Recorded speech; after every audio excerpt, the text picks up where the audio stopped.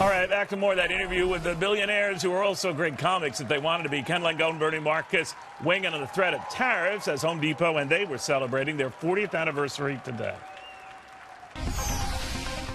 Let's talk about China for a second. The Home Depot, President Home Depot chief was saying already it's $1 billion hit with the tariffs that are promised on top of the tariffs that are already being impacted. Now, how much Home Depot absorbs, I have no idea. But do you agree that if this China thing isn't settled in soon, Home Depot and a lot of other businesses and a lot of U.S. average folks are going to feel it? Well, I have spoken to, excuse me, 3 manufacturers who are very slowly moving their stuff out. They're going to Vietnam, they're going to Thailand, they're going to Singapore. Very quietly, that business is leaving China. China is going to be a loser in this one because they're not going to win.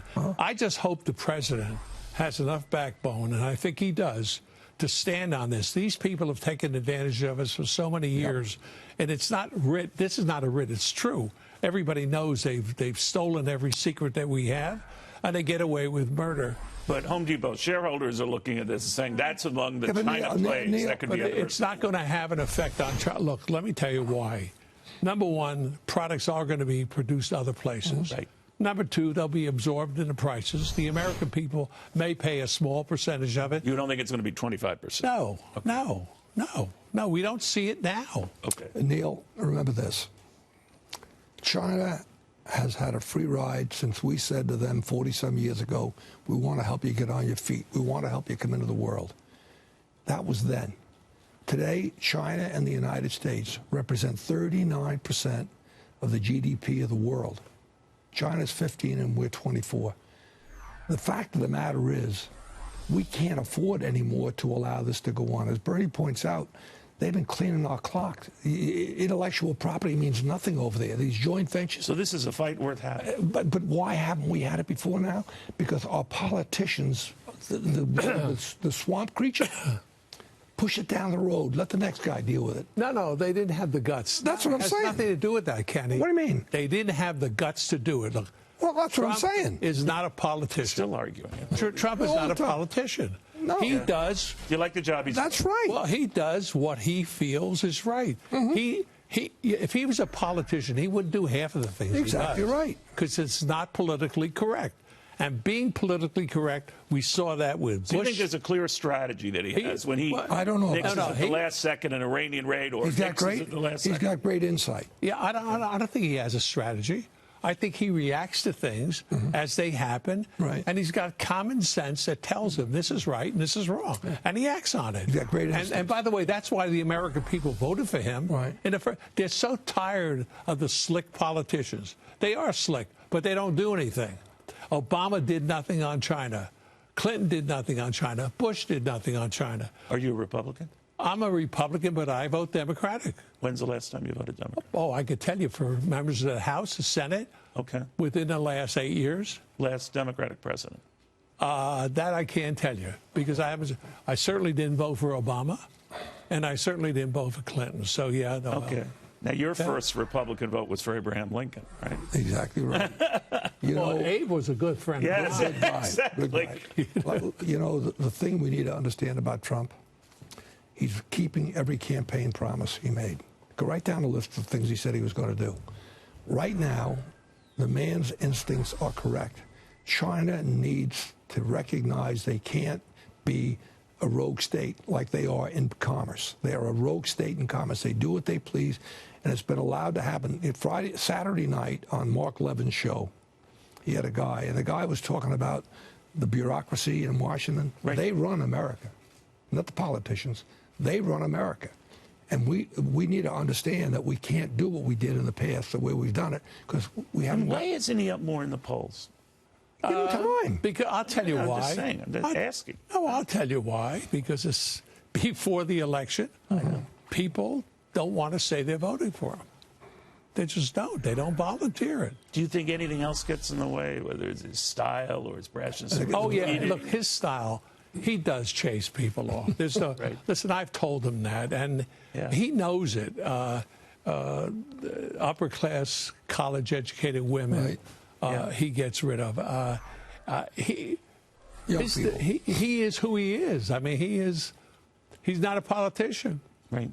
I said you could win over people if you act like a politician. He says, I'm not a politician. Yeah. I'm going to do what I think is right. And I have to agree with Kenny.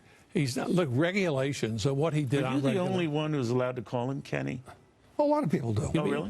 You mean Langone? Always with me. So Langone? I insist on Mr. Langone or Langone. worse. I call him Langone. Oh, Langone. Yeah. Look, he's my brother. He may be Italian, but he's my brother. We're brothers by different mothers. Exactly. We are. I always kid you guys about this, but I'm convinced of it that I know your dad was a plumber, but neither of you strike me as handy people. And yet you've started this huge operation that's all about handy people. It's weird. Only in America. Only in America. True. Don't forget that. Only in America. But you're admitting that you're not handy. I'm handy. And you said I wasn't. I did. No, I said he's not handy. Hold it. Because he squeals on me constantly and tells people. He's the first Jew since Jesus to have a hammer in his I hand. can't believe you, Kenny. At It's a family show. At least I can hit a nail straight. Jesus did not hit a I'm nail not, that's true. straight. Okay. You know, but really, gentlemen, I think of when you started, at the moment you started, and against all the odds that you just lost a job, you could have invested anywhere. You took an enormous not like risk. this. This was a singular investment. I knew from the minute But you he look called at the me to tell me. times. I know you give had it- faith in him. But you look at the The times. Look what's opportunities going are on. better in bad times. Is They're that better. right? Yes. Michael Dell said that. He No, started Dell in the same environment. there was an incredible opportunity. This man, he needs to know this, and he knows. I tell him all the time. Nobody ran that business better than Bernie Marcus, Absolutely. and he was humble. He still is humble. He is, actually. So are you. He's a little richer than he was, Yeah. but he's still humble. You've done okay for yourself. He's done okay. I make a living. We made a buck. You make a living. we made a buck. But The only guy crazy enough to say, I'm going to build a world-class aquarium in Atlanta. And it worked. he lived there. What else is he By going the to build way, it? you were there. It's a Stunning. great aquarium, It's is stunning. it not? It's stunning. It's like nothing else in the world that I've Yeah. seen anyway. So The fish are happy. they are. They're well I like fed. those beluga shark. Is that what they were the other night? That were at the. He has no idea what he's Yeah, They're fish. What the hell? They're all fish. What the hell are Kenny, they? the fish. To me, they're people.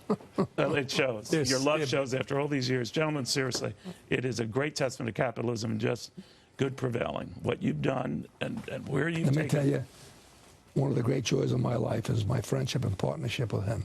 I love this man. He doesn't reciprocate, We were you know that? meant to do what we did together. This is It is amazing. I had the day he called me to tell me he got fired. I said, "Dear God, thank you. There is a God in heaven." Remember what you said the one interview? You said Bernie brought you out of your shell.